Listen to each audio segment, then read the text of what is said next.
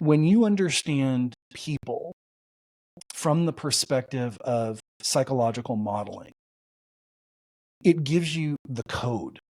It's a cheat code for you to understand how to connect, how to collaborate, how to communicate with those folks in ways that others probably don't have.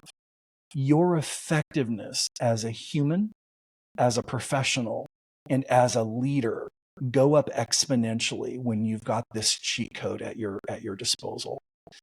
And so the number one takeaway in relation to leadership and psychometrics is simply this: make the investment to get the cheat code and you win.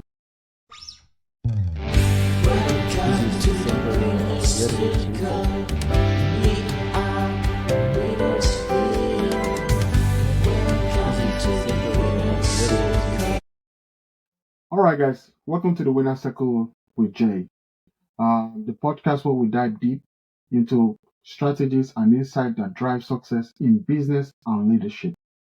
As you already know, I'm your host, Jay, and today I'm thrilled to have a remarkable guest with us. Is Jeff Harnois, the CEO of iBridged. Jeff is very passionate about helping individuals and teams unlock their full potential through the power of psychometric. So just hold on a little bit. He's going to explain the idea for us today. He has a graduate degree in organization development from the University of San Francisco, where he specializes in psychometrics assessment like the Myers-Briggs Type Indicator and everything disc to enhance team communication and collaboration.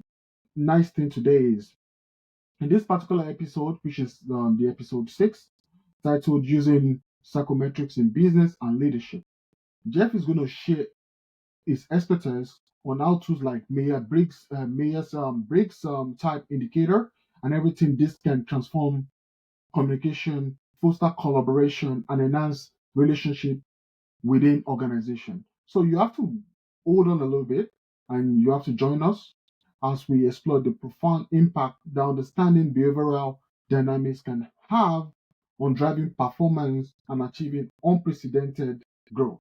So today I want you guys to welcome the great man himself, Jeff. Hi, Jeff. How are you doing today? Jay, hello. Really nice to see you, and thanks so much for allowing me to participate here. All right, you're welcome. Today is great. I'm glad to have you on this show because this particular topic is quite unique, especially for leaders and business owners. It's very, very important to take note of this, and we need more people to identify, the pathway, how psycho metrics can help them, especially in their leadership and their business way. So I would want you to explain what psychometrics is and its significance in business and leadership. Yeah, fantastic. The word psychometric means the measurement of psychology. Psychometric, measurement of psychology. When we understand an individual's psychometric, we understand a lot about things like their communication style and preferences, their decision approach and strategies. We understand what kinds of things stress them or distract them. We understand what motivates them and what focuses them. And if you think about human beings, we are a pool of variables, and every individual is different. And so using a psychometric allows leaders first to understand themselves. What drives them? What motivates them? What focuses them? How do they communicate? How do they direct? How do they delegate? How do they manage? How do they vision? Understand yourself first. And then when we start looking at people, understand the psychological profile of your team to understand what they need from you as a leader. That enables you to then sort of unlock their full potential because you're going to see them in ways that you probably haven't previously. Let me just check. Does that explanation work? That's perfect. Perfect. I understand the explanation.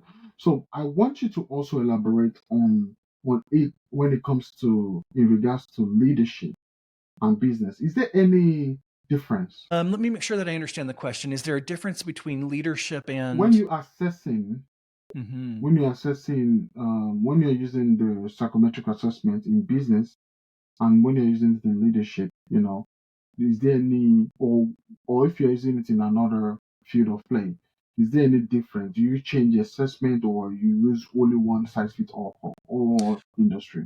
Yeah, that's a fantastic question. So let's talk about we'll start with the instruments first. The ones that iBridged uses on a regular basis are Everything Disc, which is a Wiley product, and then the Myers-Briggs Type Indicator, which is a product of Myers-Briggs, the Myers-Briggs company. There are a variety of other assessments out there, predictive index, colors, 16 types. Many of them are founded on the same basic research that was connected or conducted in some cases, 80 years ago. And so the point of all of this is a lot of these assessments are similar in their approach and their focus. One of the big differences between DISC and Myers-Briggs is what we call a 4-dimensional assessment. It's looking at 4 different psychological attributes, if you will, of an individual, where Everything DISC is focusing on 2 different psychological dimensions. That's significant because when we're talking about working with organizations, the fewer number of dimensions means that it's easier to learn, easier to understand, and easier to operationalize. When we're working with Myers-Briggs, we usually or typically only do that when we're doing one-on-one engagements with leaders to develop them, because the amount of time it takes to learn the modeling is significantly more. So to your question about, is there a difference in terms of leadership versus business? The top line answer is no. The utility of a psychometric is good at both of those levels. But the one that we typically choose for organizations is DISC because it's easier and faster to operationalize. Thank you so much. Let's just quickly take a quick break to hear a sponsorship note from our sponsors. I'll be right. Small business owners can face big challenges. Our consulting firm specializes in helping small businesses reach their full potential. We work closely with business owners to develop personalized strategies that increase profits, boost productivity, and achieve growth. Let us help your business succeed. So also unlock your business's true potential with our expert coaching services. Our experienced team provides targeted solutions that help business owners overcome obstacles, develop leadership skills, and achieve growth. From startups to established companies, we offer personalized coaching that delivers results. Let us help take your business to the next level. Contact us today for a consultation. Right back. All right, welcome back. We are making discussion for today, which is using psychometrics in business and leadership. So the last time before the break, you spoke about the different tools, that is used. You talk about Myers-Briggs and you talk about the DISC, Everything DISC. So now I just want to take another note. I want to look at the key tools that you talked about. So what are some of the key psychometric assessments you use at iBridged, and what makes them effective? Yeah, the 2 that we use primarily are Everything DISC, the Wiley product, as I mentioned, and then the Myers-Briggs Type Indicator assessment from the Myers-Briggs company. They both have, maybe I would describe it as a different function would be the wrong word, but a different focus in terms of what they reveal and what they allow us to work on. So let me give you an example of that. Most people are familiar with introversion and extroversion. That's one of the dichotomies. That's one of the dimensions that Myers-Briggs focuses on. Understanding your type first, whether you're introverted or extroverted, is really important to understand how you show up for others.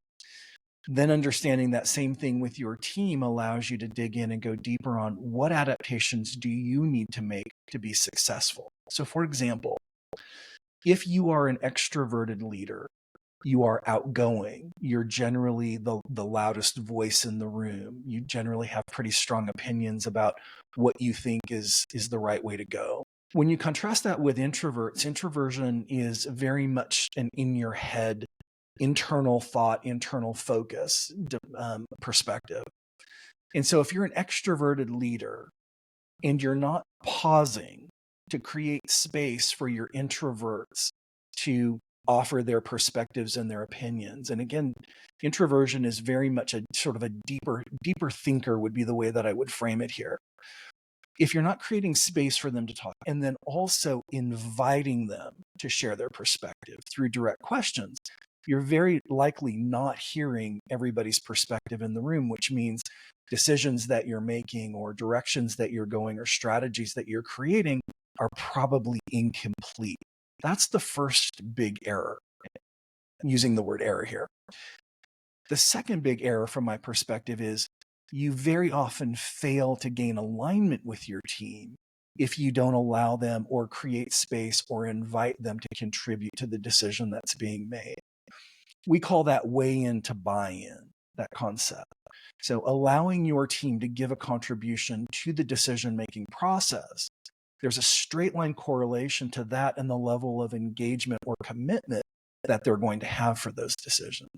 So having that assessment done and allowing you to see yourself in contrast to your team then shows you how to make the adjustments that you need to make to maximize, your team's participation in it. Thank you so much for that insight. So another thing I'm just going to take a look at, the behavioral insights itself. So let's go to this point. How do insights from tools like Myers-Briggs, because I know I love the explanation you made, but I just want to understand how do insights from tools like Myers-Briggs Type Indicator and everything Dix help in understanding team dynamics? Mm-hmm.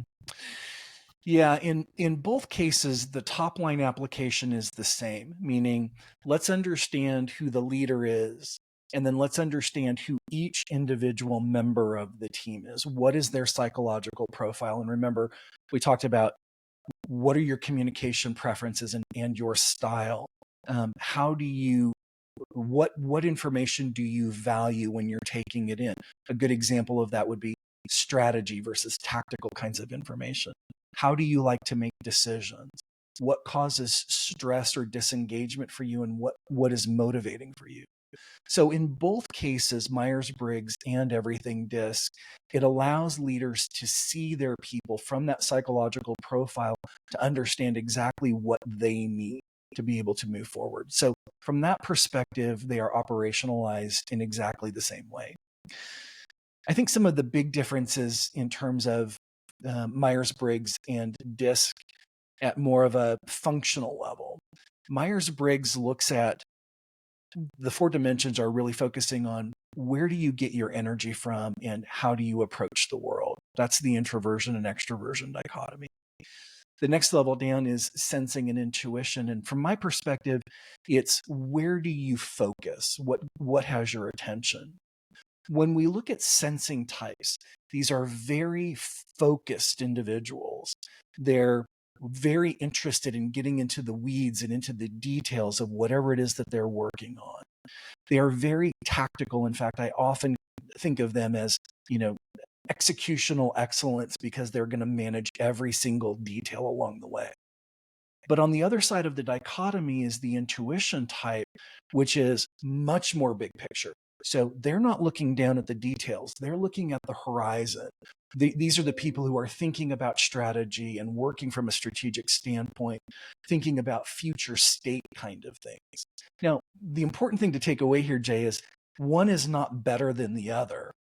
Often my perspective on this is what's needed for the role or for the situation. Do you need someone who's going to get into the weeds and the details and manage every little last thing, every tactic?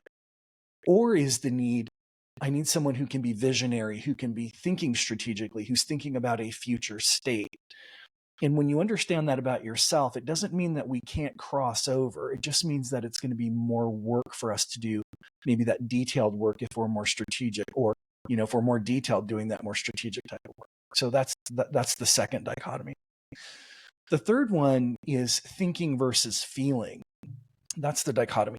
Thinking types or T types are very logical. So think about this in terms of how they process information and then what information they value. So Thinking types want logic. They want reason. They want objectivity in information that they're taking in and then making decisions against that.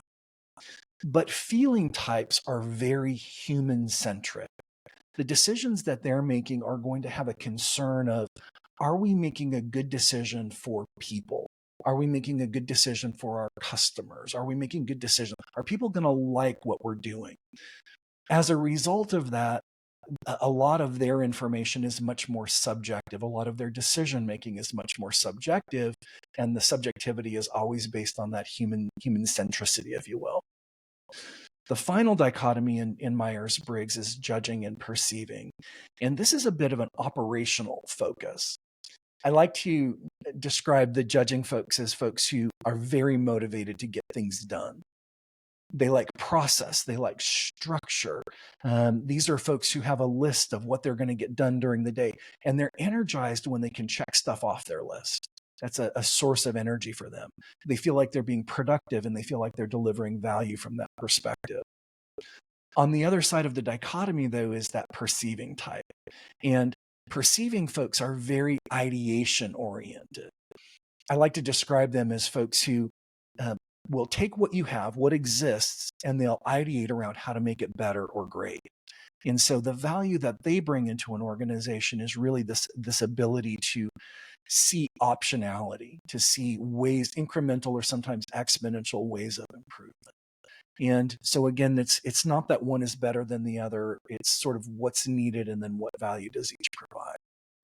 So that's sort of Myers-Briggs in a nutshell. By contrast, when we look at DISC, and it breaks down in the DISC styles, we understand people's pace. So D and I types are often fast moving. They want to cover a lot of ground. They're often enthusiastic. There's often a lot of energy, external energy that you will see going into the work that they do. But by contrast, when we look at the C and the S types, they're much more focused on being more methodical in their approach to work and decision making. You might see more due diligence. We might call it being more careful in the decision and execution process, where the D's and the I's are very likely trying to move fast, make things happen. And so there's a lot of excitement. There's a higher risk tolerance in decision making. And when something goes wrong, they're right on it and they're trying to fix it. And so DISC gives us the ability to see those dimensions and more, by the way, but gives us the ability to see those dimensions. And again, the utility is as a leader to be able to understand what the psychological makeup is on your team, to understand where their strengths are and then where their natural blind spots are. And that's so powerful. The point you made is so powerful. I want to see it. I just want my listeners to imagine it. That means the real world impact. So I would love if you can share a success story from iBridged that highlight the transformative power of psychometrics in a major organization that you've worked with. Yeah, and for confidentiality reasons, I won't be naming specific organizations to specific cases. I can tell you, generally we have clients at Apple, at Amazon, at Google, at NVIDIA. So very, very large brands. This year we've added Sony, we've added Grammarly, and we've added the BBC to our client roster. So I can share that in terms of organizations that we're working with. I'm not going to tie specific examples to those brands.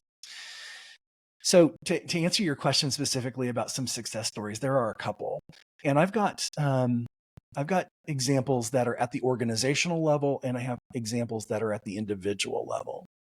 So let's start with a couple of individual stories. Oftentimes we do executive coaching that is focused on branding and something we call executive presence.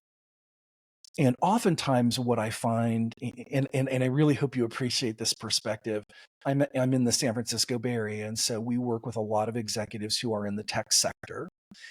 And what I've found is these individuals are hyper intelligent people. They're very well accomplished technologically. But often their gap and their blind spot is connecting their work to a human perspective. And so as a result of that, they don't do a very good job of articulating their value proposition. They don't do a very good job of talking about why the work they do matters or how it's meaningful or impactful. And so I'll work with clients first doing the psychometric to show them that their focus isn't comprehensive enough. What has contributed to your success to this point may not be the same things that contribute to your success for the next level or other levels beyond. And so oftentimes that's a very eye-opening experience for them to go, well, this is what I've done to get to this place. And then having that realization that I probably need to do something different to be able to go beyond where I am today. So psychometrics help our clients sort of see that gap and then know what shifts they have to make. But I've got examples of individual clients who were communicating very tactically, even though they were at executive level roles, because their particular style and preference was that tactical, hands-on leader. And then to be able to show them what the organization needs from you is to be more strategic, to be a bigger picture thinker. And so for them to be able to see that difference and go, oh, I get now what I need to do to reach that next level. I need to be more strategic. I need to be more future focused versus what problem am I solving here today?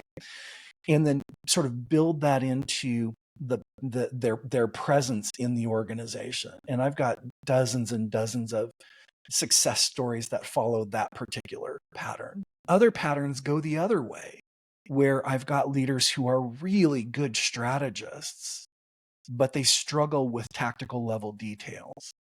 And oftentimes the remedy for that is find someone in your organization, very likely in your department, who can be that execution focused individual. Sometimes that fills a role of chief of staff. Sometimes it fills the role of, senior project manager. But find somebody that you can trust, that you can rely on to manage those details. And I've got, again, dozens and dozens of stories of where leaders realized that they needed the help, that they needed the augmentation to focus on those details, which really unlock them to go do what they do best, which is focusing on strategy, focusing on future product innovation, whatever it is that they're working on, because they don't have to fight through managing at the detail level. So those are examples of individual success stories. At the organization level, we have, again, a variety of success stories where we've gone into organizations and we've helped them figure out how to team better. And what's really fascinating about this particular space is organizations spend a lot of time, a lot of money, and a lot of energy hiring good or great talent. Lots of money on that, right? We got to go find the best person. We got to go find the best person. And then they often don't spend any money helping that individual, that top talent, integrate with their team, focusing more on, teaming and how do we work together as a team. And so what you end up with are a group of talented individuals who aren't working together. And so we go into organizations and we help them understand that psychological or interpersonal connection and dynamic, how to resolve that. We overlay that with a behavioral model that says, this is how we're supposed to work together. And then we get everybody playing the same game, rowing in the same direction is often an analogy that we'll use. So lots of success stories around that dynamic as well. Thank you so much for giving us that information and helping us clarify that notion. So you made a statement, you talked about a group of talented individuals who are not working together. That means there's a team, but they're all talented, but they're not working together. Mm-hmm. So that takes me to team collaboration. Mm-hmm. So how do you see psychometrics impacting collaboration among cross-functional teams? And can you state the question again? I mean, how do you see psychometrics impacting collaboration among cross-functional teams? Yeah. If it's all right, I'd like to come back to that question, and I'd like to create a visual or a mental image for your listeners today. A while back, I was coaching youth football. I was the head coach for an age division of Pee Wee football in my community. And one of the things that we would teach for linemen is you have to be able to work together from the perspective of you have to hit at the same time in order to create enough force. So working as a team to create enough force to move the line that you're opposed to. And one of the things that we do, and you may have seen this on, high school or college fields, we call them tackling dummies. And so it's a row of either 4 or 5 pads. And then an adult stands on that rail, and then the kids have to hit it together. If they don't hit it together, it's called a sled, sorry. The sled never moves. When these kids who are, 70 to 90 pounds, sometimes a little more than that, when they hit the sled together, they can move this, pretty heavy sled with an adult standing on it. They can literally move it. And that analogy is really what we're looking for from teams as well. We need them to be all hitting explosively to the same point in the same direction at the same time. And when we get that kind of teamwork, they move the sled, or in the case of business, they're able to move the ball down the field, hit the objectives or the goals that the company has set for them. When the kids don't hit it, in synchronous, when they're not hitting it together, when they're not playing as a team, the sled never moves. That's also the same thing that happens in organizations. When the team isn't playing as a team, it's much more difficult to win. And, this is the winner circle, Jay. So when they don't play together, they don't win. So I wanted to set that image up to talk more about how do psychometrics play a role in terms of collaboration. Again, when we understand the psychological profile of an individual, we know what their natural strengths are, but we also know what their natural blind spots are, the things that they may struggle with. When those things are known, we can work to balance each other out. That's what teaming is all about, right? Playing and maximizing off everybody's strengths while minimizing their blind spots or their weaknesses. So psychometrics gives us a really, really deep look under the hood to understand what those psychological dynamics are so that we can then create that sense of collaboration. Now, collaboration is an interesting topic because it requires some things for it to be effective. The first thing that it requires, which is over and above the psychometric component, is what is the vision or the goal that we're all working towards? Is there clarity around that?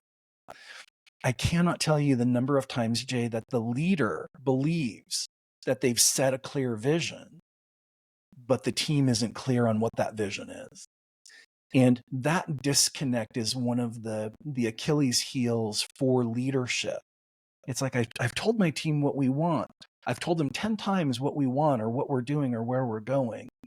And the point of this is communicating your vision can never be accomplished satisfactorily to your standard. It has to meet the standard of the audience. In other words, they have to understand what it is you're trying to do completely. And if they don't, collaboration is kind of impossible because people have different goals that they're shooting for or different outcomes that they're shooting for because the vision doesn't have clarity.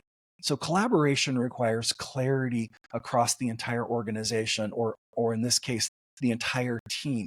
Everybody must know what the destination is, and they must be clear about that. The second level down is you got to get agreement on how we're going to do it. So the question of where we're going, and then the second question of how are we going to get there? And this is where that weigh into buy-in is so important, because if the people on the team get a vote and a voice on how we're going to accomplish what's going to be accomplished, their buy-in, their commitment to getting to that destination is significantly higher. So again, notice both of those perspectives are above the psychometric fray, if you will, for now. Once we figured out how we're going to get there, then it really comes down to this idea of working together, your stylistic preferences, what you're naturally good at, what you may be struggling with. That allows not only the leader, in my mind, this is sort of the key power of psychometrics. It allows not only the leader, but each member of the team to understand, who am I working with? How can I help? How do my strengths complement your blind spots and vice versa? And when you're able to leverage that, everybody's hitting the sled at the same time in the same direction, applying the appropriate amount of force to move that line forward. So thank you so much for helping us see clearly how we can actually collaborate, especially as a team. And a lot of our listeners who are winners, they understand the concept of collaboration, especially in business and in leadership. So now I want to address, because we talk about team, we talk about functional team and collaboration and all that. So I want us to address, that means address conflict. When we have one or two people that living together or doing business together, there's going to be conflicts one way or the other. So in what ways would you say psychometric assessment can help teams navigate and resolve conflict more effectively? Yeah, this is such a fantastic question, because when you have two or more people together, the potential for conflict exists. And if you have two or more of certain types of individuals, the probability that conflict is going to exist is really high. And so psychometrics allows us to get a framing and an understanding of what's driving conflict. And then more importantly, Jay, how do people show up when they're in conflict? That's probably the most important component here. So I'm going to use the everything DISC psychometric in talking about conflict, because it's deeply tied into the behavioral program that we use when we focus on conflict as a discipline. So using DISC, if you can imagine a wheel, and there's D's, I's, S's, and C's. D types are very driven. It's a dominant type. They're very clear on the problem. They're very clear on the solution, and they want everyone to sort of jump in line. Their tolerance for conflict is really high, and it's very likely that they are going to be the ones initiating or instigating conflict-based situations. What's interesting about that is their awareness of conflict is generally really low. In other words, they may be in a situation that others perceive as conflict, and they don't even realize that they're in conflict. So I want to set that as an anchor to begin with. As we move around the wheel into the I, or the influence type, these are people who are very sociable. They're very outgoing. They're friendly. They're warm. They don't have necessarily a conflict avoidant type, but they're going to work to prevent conflict where they can. This is a group that is going to be careful about not stepping on people's toes and creating conflict unnecessarily. It doesn't mean that they won't engage with conflict, but they're not going to do it as much or as willingly as a D type. As we move around into the S type, S people are looking for what we call harmony on a team. This particular type is very interested in how people work together. Do they like each other? Are they performing well? And so they have a low tolerance for conflict, and they have a high receptivity for conflict, meaning they're going to see conflict before everyone else does. As we move around to the C type, the conscientiousness type, these are folks who are also going to be aware that conflict exists. They're also willing to engage in conflict when something doesn't add up, when numbers don't align, when there's a misuse of logic or a poor decision is being made. They're not going to be sort of extroverted in their conflict. They're not going to be loud. They're not going to be demonstrative, but they're going to be very firm in a position that they hold. So now that we understand that there are different dynamics, we can say, well, what are healthy behaviors when we talk about conflict? What are healthy behaviors? Leaning into, sort of defend your position, hold your ground is healthy. Willing to have hard conversations is really a healthy place to be. Not making it a personal attack is probably one of the most important ones.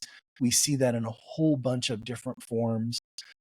Not being passive aggressive. These are what we would call unhealthy conflict behaviors. When we can identify both what's healthy and what's unhealthy, as a group, we can agree with each other on where our conflict line is. What do we consider good and healthy conflict? And what is destructive conflict? I want to pause for a second and just insert this concept. Conflict is not only good, but necessary. Conflict is not only good, but necessary in organizations. We've been conditioned that conflict is bad or negative because we've had really bad and negative conflict examples or situations in our own, our experiences. And so as a result of that, we have a tendency to create something called artificial harmony. Artificial harmony is when conflict is present and available, but we avoid it. We don't address it. Phrases like, we didn't address the elephant in the room, is saying specifically, we know there's conflict, but we're not going to talk about it. And so we get this artificial harmony where people are, sort of pretending to be nice to each other, or maybe they are nice to each other and they're pretending to like each other, or maybe they do like each other. But what they're not doing is they're not getting into that state of conflict where there's friction and heat that's created, which often leads to the best answer, the best decision, or the best outcome, because artificial harmony is the preference. And so what we want to teach people is understand your DISC style in relationship to conflict. Do you create conflict? Do you have a high tolerance for it? Do you avoid conflict? Do you have a low tolerance for it? Let's figure out what the team is, what their conflict reflex looks like. And then let's make an agreement on how much conflict is good and healthy and where it becomes unhealthy and unproductive or counterproductive. When we agree on that state, think of it as a social contract around conflict. When we have an agreement on that state, it frees us up to push back where we need to question decisions that are being made when we need to question decisions, directions, strategies, outcomes. All of that can be called into question, which is a really good thing, because again, now you're getting the perspective of the entire team and you're going to make better decisions as a result. When we don't have conflict, we do not make the best decisions. We do not have the best outcomes because we can't. All right. Thank you so much for that view. Especially when you made a statement that conflict is necessary to make major decisions in an organization. But it's how you resolve it that matters. All right. So, anyways, thank you so much for that information. We'll just go on a sponsorship break, and we'll be right back. All right. Breaking news. When it comes to website design services, POV Consulting are the best in the game. Points of View Consulting sets the standard with innovative layout and seamless user experiences. Trust them to elevate your online presence and lead the way in the digital world. Contact them today. Thank you for being on the show with us today. So let's move a little bit away from the team part. Let's go to leadership announcement itself. So we understand how we can apply psychometric assessment to teams, especially when it comes to collaboration, conflict management, and all that. So now we want to look at how we can enhance leadership. All right. So my question will be, how can leaders apply psychometric principles to improve their own performance and effectiveness? Yeah, such an insightful question, especially for leaders. Again, it starts with understanding who you are and what your strong preferences are, and then understanding what is needed from the organization. And I'll give you some examples of this in a second. what does the organization need and demand of you? And then how do you close that gap from where you are to what the organization needs? How do you then close that gap? So my DISC style is SC. SC. What that means is my preference is that people get along, they work well together. I don't have a really strong sense of urgency when it's compared to other types out there. I'm really happy working in a harmonious environment where people like each other, where they like the work that they're doing, where people are getting along. So that might sound idyllic to some people, like, oh, that's really great. From a leadership perspective, you create a warm and welcoming organization. And that's true. That's what I go for. But what does the organization need? If the organization has a lot of demand and time-sensitive deliverables that need to get done, they need to get done right, they need to get done on time, I have to understand that I need to adjust my style to meet that organizational need. Or maybe it's a customer demand, or maybe it's an innovation-based demand. I know that I have to shift into more of that D style, where I'm decisive, I'm deliberate, I'm focused on where we're going, I'm getting alignment with everyone to make sure that we're all heading in the right direction. That is not my natural leadership style. And so I have to adapt to that. If I go across the DISC chart from my SC type, and I go across to the D types, those folks are exactly that. They're decisive, they're focused. They bring an energy to them. It's like perpetual motion. They're getting things done, but they're typically doing it at the expense of harmony and whether people are getting along or whether they like working in the environment. Those are much lower priorities for the D type. And so then the question becomes, what's needed? Are you in an environment that requires a decisiveness and delivery and getting things done, and there's a high volume of that? Then you need to stay in that natural D state. However, if there's a blend where it says, listen, we need to make sure that our team is feeling elevated and engaged and not burned out because you're driving so hard, then the D needs to adopt some more of those S type attributes. Does that make sense? Yeah. When we look at the C and the I type, it's a little different dynamic. C types, conscientiousness types, are very data oriented. They're very diligent oriented, meaning they want a lot of information before they make a decision. As a result of that, C types often end up in what we call analysis paralysis. It's hard for them to make a decision because they're always wanting more information. On the other side of the dichotomy is the I, or the influence style. And those folks, they're making decisions pretty easily and pretty quickly because they're not necessarily burdened with all of the diligence and all of the data. These are people who are really comfortable saying things like, I'm going to make a decision with the information that I have, right? And they're going to go and they're going to make that decision. Now, back to, what does the organization need? Well, if you're dealing with highly complex, high visibility, high impact kind of projects, you probably need a C-type leader to make sure that all of those details are being managed and addressed, that all of the data is being ingested so good decisions can be made. On the other hand, if you're doing some sort of client engagement where they're looking for positivity and optimism and a good experience, you need people more with that I style who are going to deliver that. And so again, from a leadership standpoint, Psychometrics helps every leader by first understanding what are your stylistic preferences? How do you operate naturally? And what blind spots do you naturally have that you probably want to lean in on from a development standpoint? The framing that I use here, Jay, on a regular basis is, think of this as when you get up in the morning and you go to work, you strap on your tool belt. Now, if you're a carpenter, that visual makes a lot of sense. You have a place for your hammer and your nails and your drills and, the tools that you use to build your home. From a leadership standpoint, it's exactly the same.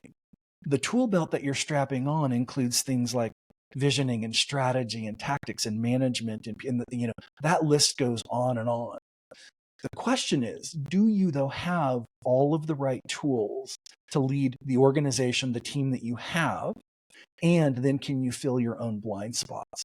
And so psychometrics does a really good job of helping us understand, again, your natural strengths, and then, conversely, the areas that you should be focusing on developing. All right, thank you so much. I just want to be sure. Can you hear me clearly? I can hear you. Okay, all right.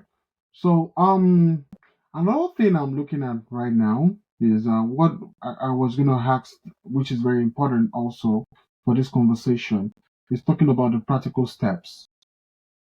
Because here is the idea that comes with it of for leaders, the advice that comes with leaders. So now let's look into the practical steps, what they need to do.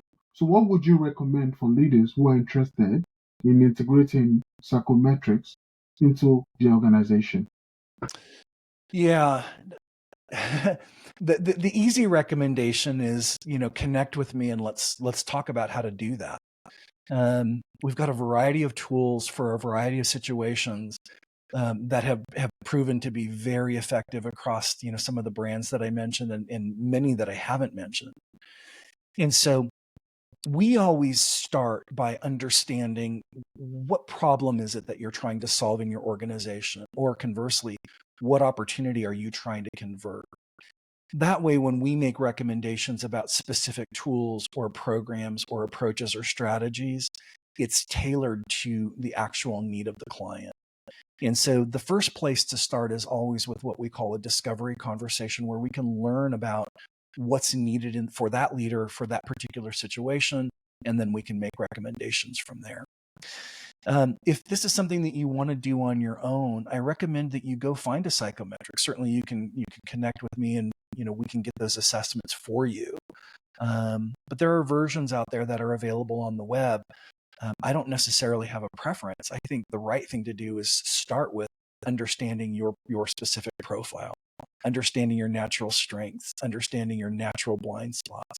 That's always the right place to start. But when it comes to a team, we really do want to do a team-based assessment so that you can know what your team needs from you. You don't have to guess at it, and you shouldn't guess at it because you're likely not going to get it as right as you could. So let's do that team-based assessment and understand what the current state of your team is. So that's what I would recommend. All right, thank you so much. So don't guess. Make sure you try as much as possible. You reach out to Jeff, and he can put you through. And you guys can so he can actually guide you through, because he has done it for many organizations, from Apple. I can't even name them because it's too long. Organization he was able to help, especially when it comes to teams. So now the question will now be, if somebody get into psychometrics today, all right, they want to bring in the psychometrics assessment into the organization, they want to implement it. So what are the long-term benefits for organization if they embrace the practices of psychometric? That is a beautiful question. So the long-term benefits are pretty astronomical. I'm going to use a sports analogy again.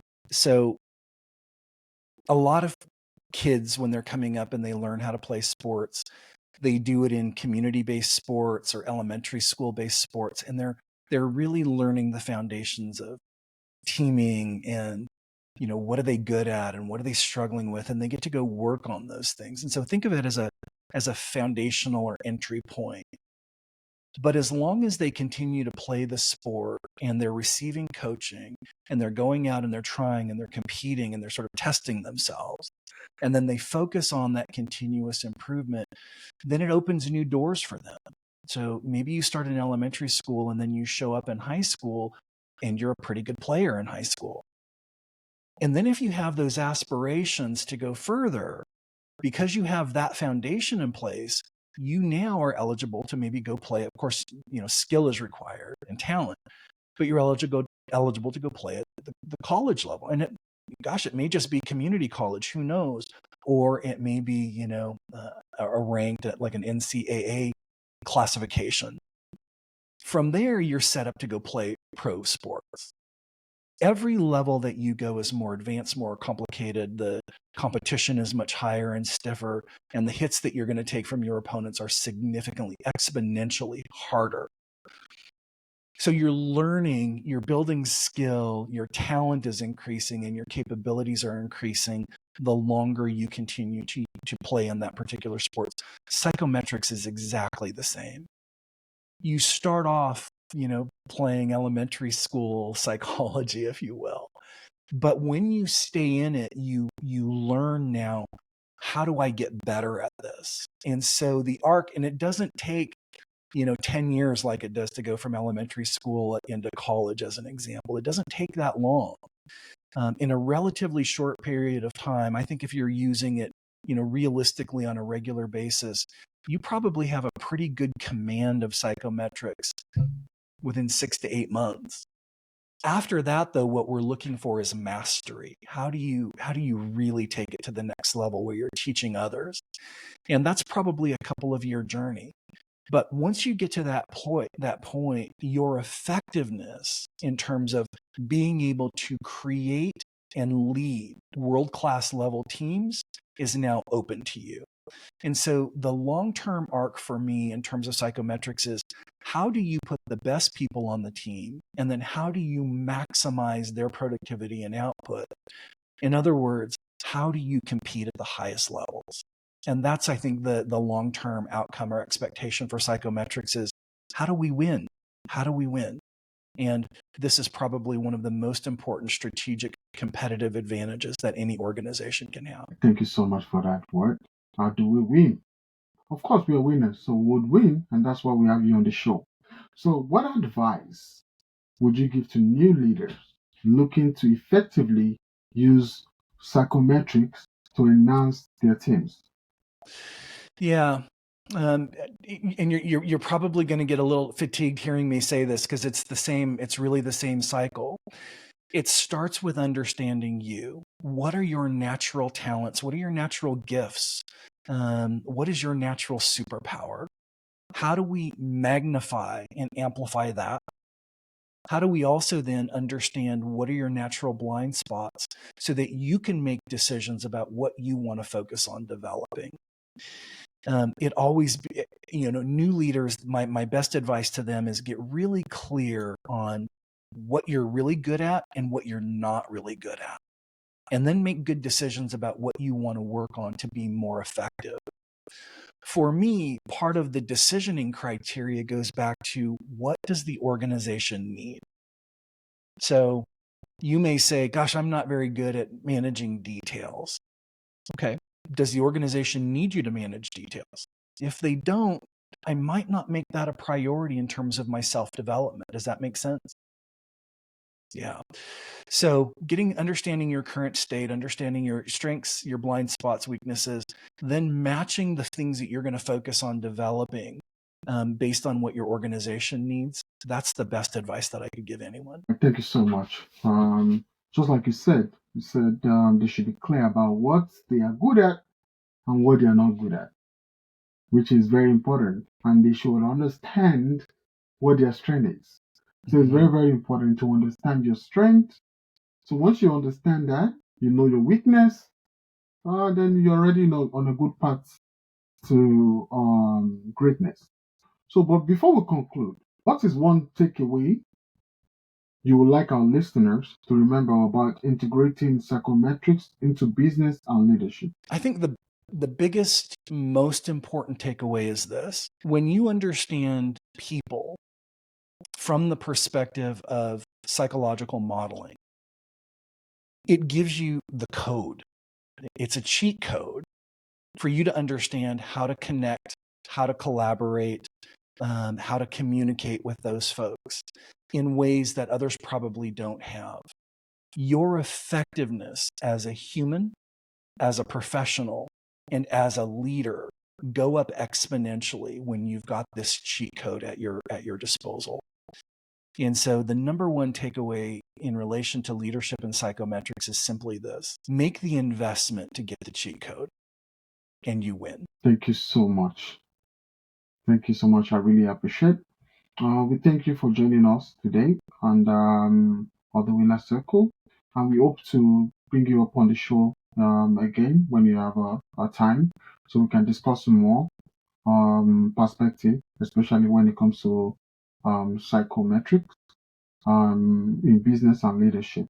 So for our listeners, I'm very sure, and I hope you found valuable insights that you can apply into your professional journey.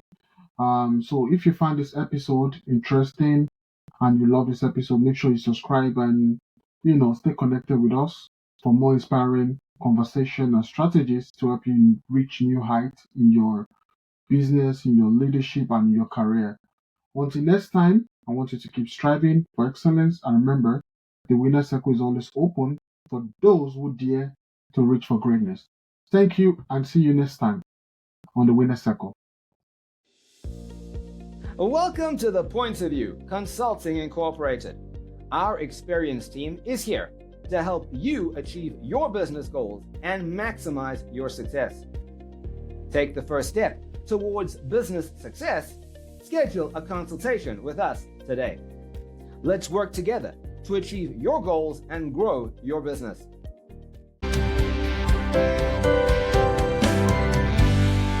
This is the symbol of Adewole.